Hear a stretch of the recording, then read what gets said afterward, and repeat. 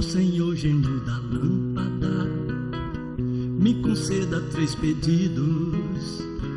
Mate a fome dos meninos do mundo da escravidão. Seja preto, louro, albino, sem nenhuma distinção. Que a flor da esperança refloresça no sertão. Ó Senhor, gênio da lâmpada, eis o 2º pedido.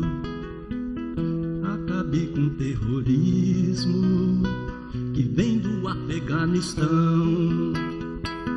Tira a bomba do homem bomba, que Bangladesh e Bombaim. Agradece nunca mais, o mundo será assim.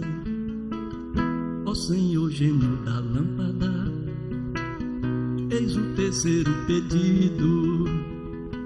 Que a terra seja leve, pois a vida é sempre breve.